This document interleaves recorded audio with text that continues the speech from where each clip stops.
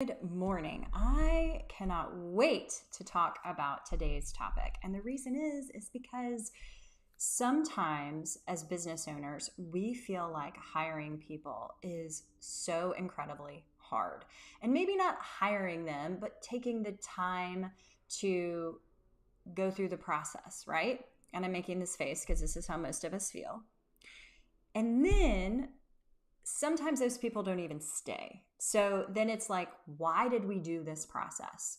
Well, today I am going to share with you the A player employee formula.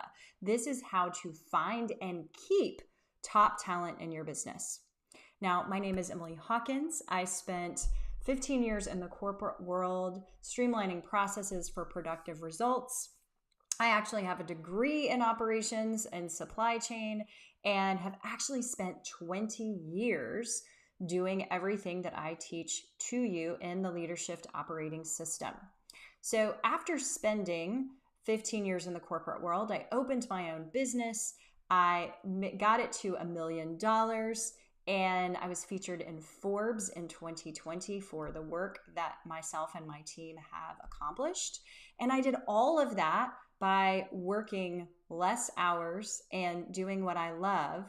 And it's exactly what I want for you inside of your business. And part and parcel of that is you not doing all the work yourself. Now, I know many of you that are a part of this group and a part of my world, this community, have told me that you don't want to hire people because it's hard to find great talent, or you've hired people but they haven't stayed. And I am here to share with you why. I know all of these things because I used to have a revolving door in my office as well. I was the best attractor and repellent of people in the world. Let me explain what I mean by this. I thought I knew what I needed for my team, so I would bring people in, I would kind of interview them. I'd be like, yeah, they're fun. I enjoy this person. I would hire them.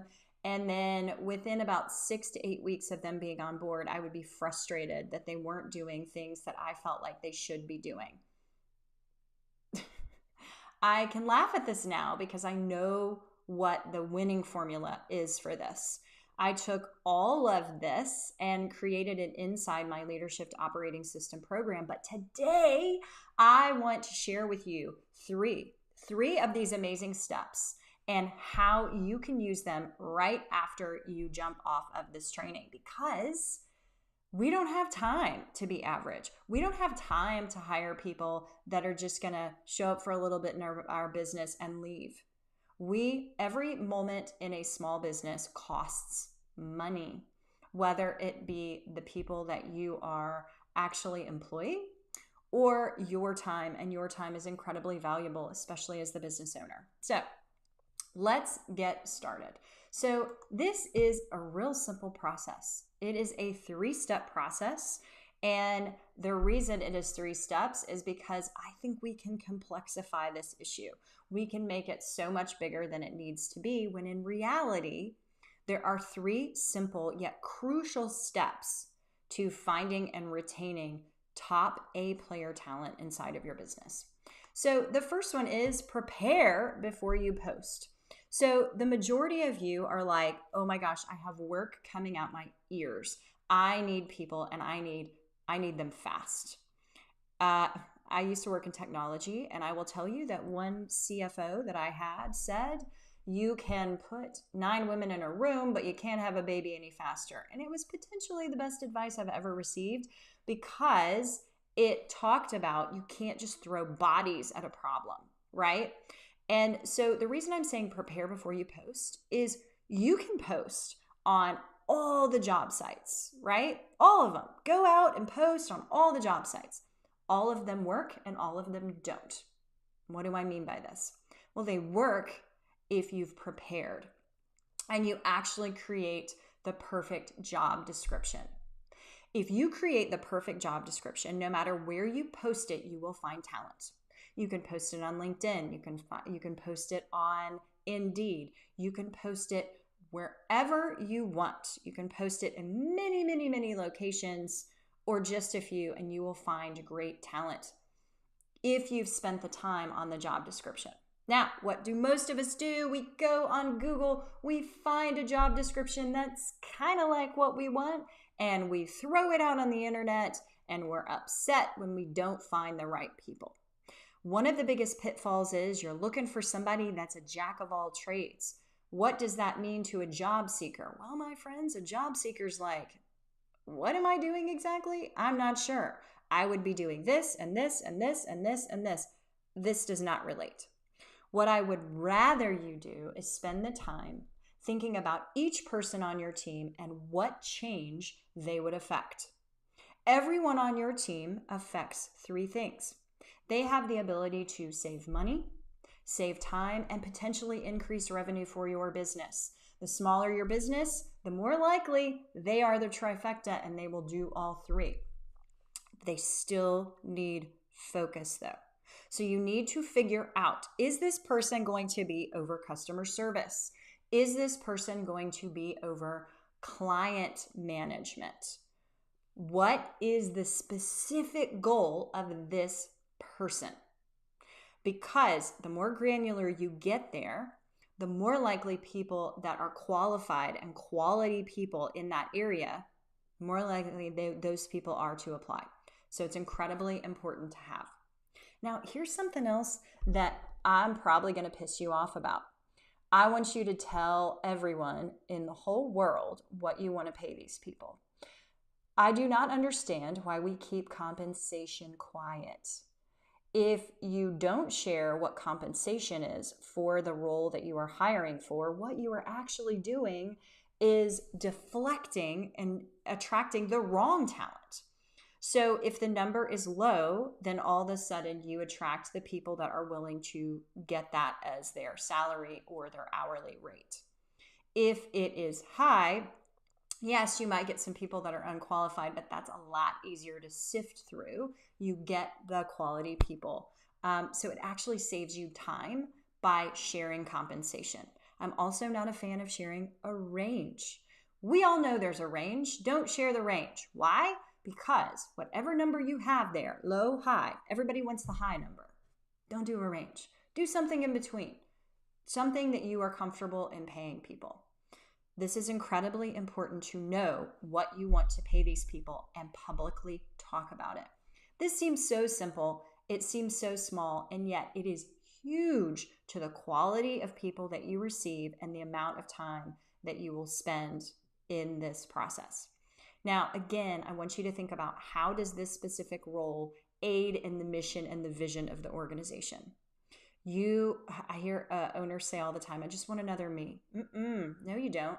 You want somebody that's specific, that can change one piece of your business, that can remove part of the things from your plate, not everything from your plate. If you are hiring 2 people, then that would remove more from your plate, right? But it's got to be specific. It's got to fit together. If you are looking for a jack of all trades, you will find people who are ho-hum at a lot of different things. So these are various ways to prepare before you post. Now, inside the Leadershift operating system, I actually give you my recipe for the perfect job description. Has about 9 different key pieces, and I've shared with you 3 of those today, but there are 6 more that are incredibly important to share. And if you share them, again, you will find the right talent for your business. So the next step in this process is to uncover hidden pitfalls. Now, what do I mean by this?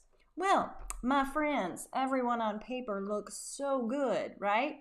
Everyone in an interview looks so good. You're not going to sit in an interview as an employee and tell people, well, my last boss thought I was lazy. Or, I like to leave early and I kind of like to half-ass my work, right? Nobody's going to say that in an interview, right? So it's important for you to uncover, you as the business owner, to uncover the hidden pitfalls in the people that you're interviewing. And by the way, everyone has them. There's nothing wrong with that. Not a single person on earth is perfect. And I want you to know that. What you need to understand, though, is what fits best with your culture and what fits best with your needs. So for instance, If you are a stickler for detail matters incredibly to you, and you notice that this person has a misspelling on their resume, I would not hire that person. They will irritate you forever. So it's these little tiny things that make a big difference. Now, if you are looking for somebody who is a self-starter, here is my tip for you. Self-starters know where they fit. Self-starters actually understand when they do a task what it affects. They understand strategy. If I do X, then Y will happen, right? So how do you find these people? Well, on their resume and in interviews, you know how they talk? They talk in metrics, my friend. And when I say metrics, I mean saving money, saving time, increasing revenue. Sounds interesting, right? Didn't we talk about that in the job description? Yes, we did. It matters here too. Now, when you look at a resume, I want you to know that a good portion of people pay to have their resumes written. So just because this resume reads really well, it doesn't mean anything, right? You have to interview these people. I recommend a couple interviews, maybe a phone interview, in-person interview, or a Zoom interview, something like that. So you can actually see and hear this person and see how they are on their feet. That is incredibly important. And again, asking for cause and effect answers. People that cannot answer cause and effect questions, as in, when was a time that you did something that had a dramatic effect on the business, whatever, if they cannot answer that, then it means that they are very task-driven and that they don't understand strategy. And strategy is important because if you are looking for someone in your business to take on more responsibility and be that self-starter, they have to see beyond the task. And they have to see, what is the change that I'm truly affecting here? Am I making money for the business? Am I increasing customer engagement? Am I increasing customer retention? Every action has a reaction. Didn't we learn this in science? Well, it matters in your jobs and in applying and everything as well. So misspellings, huge red flag. Not knowing how they affect change within a business. If they can't answer basic questions about that, I want you to understand that that is going to be a problem. I also want you to trust your gut. If something is telling you that this is not the right person, bringing them on board and onboarding them for a 90-day period, because I do recommend a 90-day onboarding process, which I give you inside my program as well, I want you to know that it's not going to get better, it's going to get worse. So trust your gut. If something feels off, trust your gut. I have yet for a business owner to share with me, I didn't hire this person and it was a bad idea. I wish I'd hired them. It hasn't happened. It hasn't happened. Now, something that you might think is a pitfall that I want to talk about is industry specificity. I do not believe that industry experience matters. If you're hiring a mechanic, industry experience matters. If you are hiring a surgeon, industry experience matters. If you are hiring a marketing person, or if you are hiring someone that is going to be doing sales, I don't care what type of sales they've done. In fact, product sales are even better. So I don't want you to get caught up in the specifics of they've never worked in this industry before. That is actually a question you can ask in the interview to these people. But it's amazing how much it will help grow your business when you hire people that don't actually have industry experience, because now they are looking at your business from a broader lens, and that will actually improve your business faster, and you can potentially bring them in for cheaper. So it's all good, all good. Now, the next thing and the final step that I want you to think about is the rule of customer zero. I am hardcore about this one. So if you were to bring on a customer and this customer was going to pay you $50,000, they were going to pay you $50,000 to work with you, how would you treat this customer? And by the way, they were going to be an annual reoccurring customer, right? So annually, they're going to pay you $50,000 a year. Well, I don't know about you, but I'd be rolling out the red carpet, right? I would be making sure that I was talking to this customer on a regular cadence, making sure that they understood what I was doing, how I was helping them, and how I could best support their business, right? Well, there's a good chance that you are paying somebody on your team $50,000 a year. So that money is going out to that person every year, right? And yet, when we spend $50,000 versus make $50,000, why should we treat those people differently? In fact, if I am going to be spending, or in my case, what I like to think of as investing $50,000 a year in an employee, maybe it's $30,000. I don't care. That is an investment in my business. And I want to treat that employee as much, if not better, than my own customers. And so I want you to understand that every employee is customer zero. So customer number one sounds great because they're bringing in revenue, right? How did that revenue get there? It was customer zero, known as your employee. Now, why does this rule matter? Everything that I just said, I want you to think long and hard about that $50,000 customer and how you would treat them. Now, let's turn it around and say you're bringing somebody on. In the first 90 days, how would you treat the customer that's spending $50,000 on your business, right? You want to make sure that they understand how the company works, how it works for them, that they're being supported. So inside the Leadership Operating System, I actually give you a 90-day onboarding plan, giving you specifics of how to onboard these people, slowly letting go, but making sure that these people feel supported, that they understand their roles, and that after those 90 days, and actually during those 90 days, their foot is on the productivity accelerator. That's really the goal, right? Is for people to come in and get more and more and more excited about where they are and productive at what they do. And this 90-day plan does that. Now, how do I know this? Because I actually created this in the corporate world and have used it over and over again. And I give you access to everything I've created, even for my own current team, so that you can see exactly how this works. And here's the best part. It is super simple. So it seems like something that would be really hard, right? Just like writing a job description, just like taking a few minutes and saying to yourself, what do I really need on my team?